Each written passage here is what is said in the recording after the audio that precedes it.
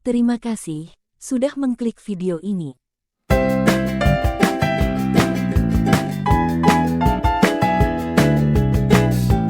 Allahu Akbar, Allahu Akbar.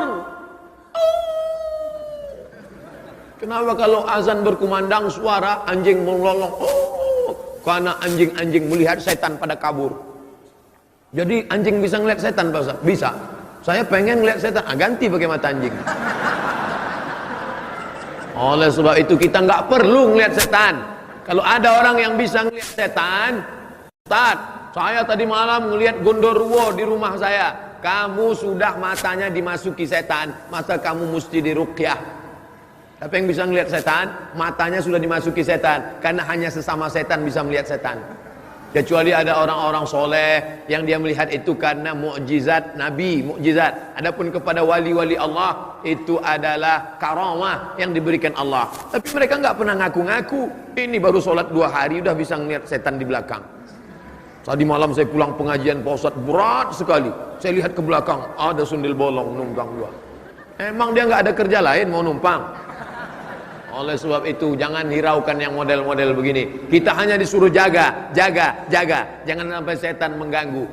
Setan, jin, iblis, genderuwo, sundel bolong, suster ngesot, jin dan jun.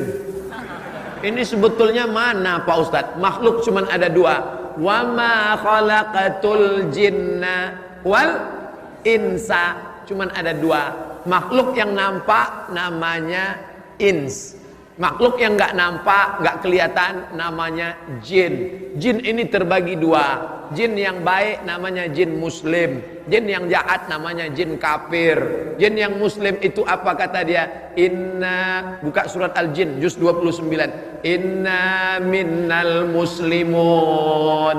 Kami ada yang jin muslim. Wa minnal qasitun. Kami ada yang jin kafir.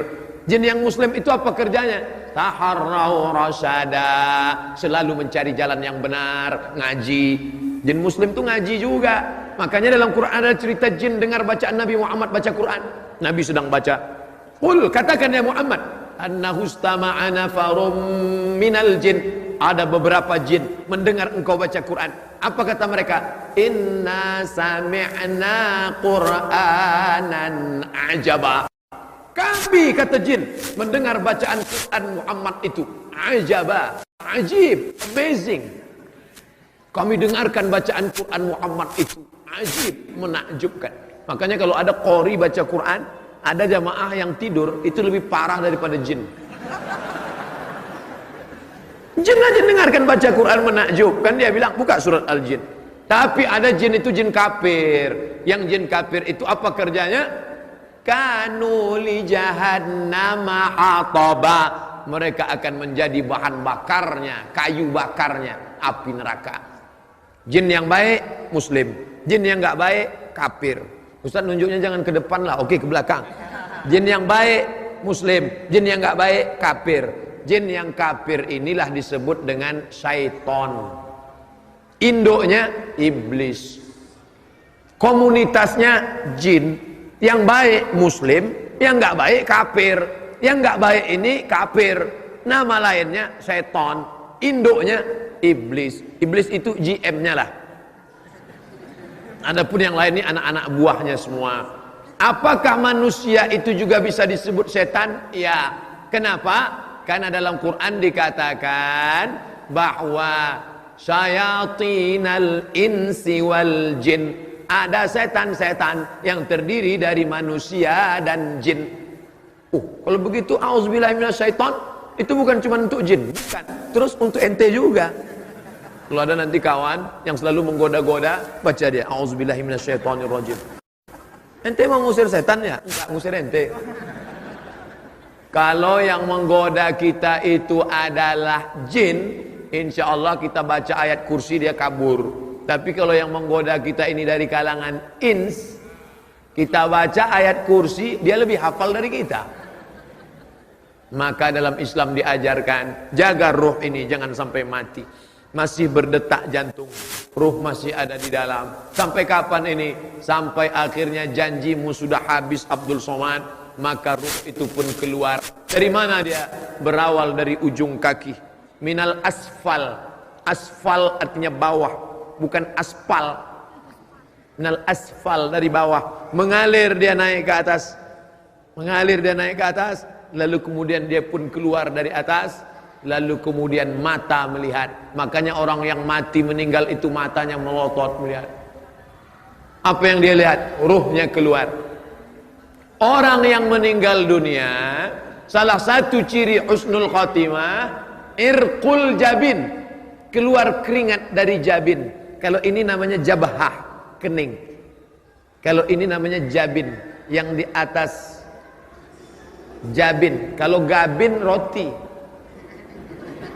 Ini jabin namanya. Salah satu ciri husnul khotimah, irqul jabin, berkeringat bagian atas alisnya. Kenapa berkeringat? Saya lama baca hadis nih. Kenapa berkeringat? Ternyata sebelum dia meninggal, malaikat mengepakkan sayapnya. Dikepak sayap malaikat itu, matanya melihat, hai Abdul Somad, inilah tempatmu di surga, blok C nomor 15. Pada saat si hamba itu melihat tempatnya, dia malu kepada Allah. Sholatku nggak seberapa, puasa sunatku nggak seberapa, ilmuku nggak seberapa, amalku nggak banyak. Tapi kenapa aku masuk dalam surga? Malu dia. Respon orang yang malu, biasanya perempuan tersipu malu. Biasanya laki-laki merasa malu. Kalau dia dipermalukan, merah telinganya, naik darahnya, atau bisa jadi keringat dingin. Tapi mayat yang akan meninggal dunia, jasad yang akan ditinggalkan ruh, ungkapan malunya berkeringat atas keningnya. Tapi jangan yang keringat rekayasa. Nanti mentang-mentang ustaz ceramah tanda husnul khotimah, ada keringat di atas. Pas tetangga sedang nggak ada, semprot. Biar disangka orang ustaz mati husnul khotimah. Kan itu maksudnya. Nggak perlu kita pencitraan. Ini nanti sampai mati pun pencitraan. Dipoto, alhamdulillah ada keringatnya sampai melebar ke wajah lagi. Kan itu maksudnya. Artinya ruh itu keluar. Orang beriman, ruhnya keluar seperti embun yang menetes dari ujung daun. Ini daun, pada saat tengah malam embun turun awan ke bawah, lalu kemudian berkumpul dari sisi-sisi daun, menetes di ujung daun. Embun menetes ke bawah, daun tidak ada yang ranting patah, daun tidak bergoncang. Begitulah keluarnya. Tapi bagi orang yang berdosa, seperti duri ditarik dari kain, dari kulit yang basah. Masuk duri ke dalam kulit, ditarik. Ketika ditarik dia, mata kail yang ada dua, mata kail atau anak panah yang masuk ke kulit, lalu ditarik dengan kuat sampai dagingnya terikut. Begitulah rasanya kematian. Ada yang mengatakan kematian itu seperti tebasan pedang di tempat yang sama beratus kali. Ada yang mengatakan kematian itu seperti mata kail pancing ditarik dari kulit yang basah. Ada yang mengatakan kematian seperti kambing yang dikuliti hidup-hidup. Semua menceritakan itu kepada Nabi Muhammad sallallahu alaihi wasallam. Makanya selalu kita berdoa, Allahumma hawwin alaina fi sakaratil maut. Ringankan kami ya Allah saat sakaratul maut, karena kami tak tanggung takutnya untuk merasakan itu semua. Tapi kita tak perlu terlampau takut. Jangan gara-gara pengajian ini terlampau takut, pulang bawaannya takut aja. Nanti masuk kantor enggak takut mati lah. Mati enggak perlu takut, karena mati itu adalah resiko hidup. Berani hidup, berani mati. Takut mati, jangan hidup. Takut hidup, mati aja. Nah, ini resiko. Life is take risk. Hidup adalah berani mengambil resiko. Dan filosof-filosof barat itu hampir tidak pernah cerita mati. Socrates, Aristoteles, Demokritos, Thales, filosof-filosof barat, mereka hampir semuanya kalau sudah cerita mati takut. Tapi Islam justru cerita tentang mati. Kenapa? Mati adalah semangat kehidupan. Kenapa kita beramal soleh? Persiapan untuk mati. Makanya saya tidak ingin, awalnya saya ragu untuk menyampaikan tema ini. Ruh ketika berpisah dengan jasad berarti mati. Saya tidak ingin selesai pengajian umat Islam di Bandung bawaannya mau mati aja semua. Gimana bisnis kita ke depan, Bu? Udahlah, nggak usah diurus, saya mau mati aja. Adik-adik mahasiswa nanti selesai S1 mau ngambil master di mana, mau ngambil S3 di mana, nggak ada gunanya S2 S3 Pak Ustaz, mau mati aja nih. Orang Islam disuruh berbuatlah. Selesai salat keluar dari masjid, wa qul i'malu, berbuatlah, fasayarallahu amalakum.